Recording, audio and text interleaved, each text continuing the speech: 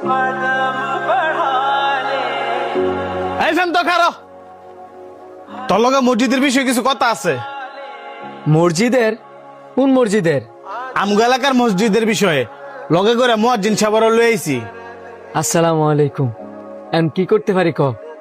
আমগো এলাকার মসজিদের ওযুখানার কাজ ধরছি। আমরা তিনজনে 2000 করে দিছি। কিছু দিয়ে মহল্লাবাসী করতে লইছি, আর কিছু দিয়ে শর্ট আছে, যে কারণে মুয়াজ্জিন সাহেবরে লইয়া তোর কাছে আইছি। এটা তো খুব ভালো উদ্যোগ। তোরা যেহেতু 2000 করে দিছস, আমি আর কম দিমু কে লিগা? আমিও 2000 টাকা দিয়ে দিমু না। মুয়াজ্জিন সাহেব, আপনি আমার সাথে একটু উপরে আসেন।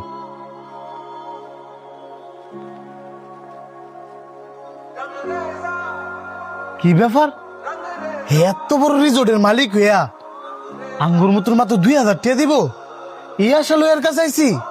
আমি নিজেই তো অবাক, যে আল্লাহ শান্তর এত ধন সম্পদ দিল, সেই আল্লাহর করে দান করতে হেরা তো গিফট আমি। আল্লাহ হারে ধন সম্পদ দিছে ঠিক হই, কিন্তু মন দিছে না। এত টিয়া পয়সা তারপরেও মাত্র 2000 টাকা দিত, এটা তার কাছে আশা করি নাই।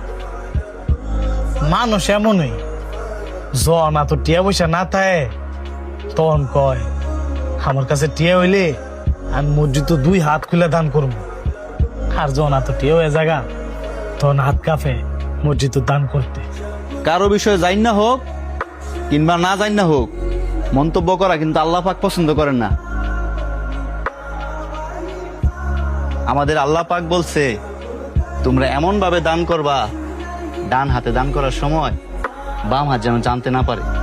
আর আমাদের বর্তমান সমাজের মানুষ এমন হয়ে গেছে, যার টাকা পয়সা বেশি, সে যদি না জানে আর দান করে, দিন শেষে তার মানিজ্যতি থাকে না। তার নিয়ে সবাই সমালোচনা করে। মানে আপনি এক কাজ করবেন, কালকে সময় করে আমার এখানে আইসা 50,000 টাকা নিয়ে যাবেন।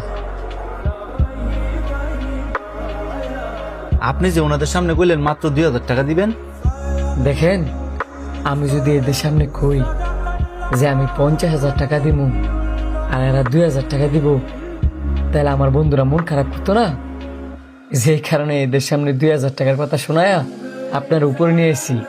মাশাআল্লাহ, আপনার চিন্তা ভাবনা কত সুন্দর।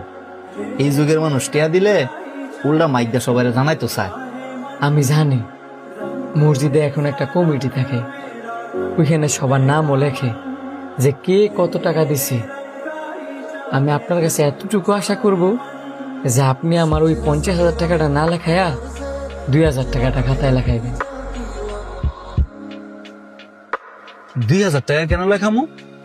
কারণ আমি চাই আমার গোপনে দান করাটা আপনি ছাড়া, আমার আল্লাহ ছাড়া আর কেউ না জানে। ইনশাল্লাহ। দেখেন, কে কত দান করলো সেটা নিয়ে আমাদের গীবত গাওয়া উচিত না।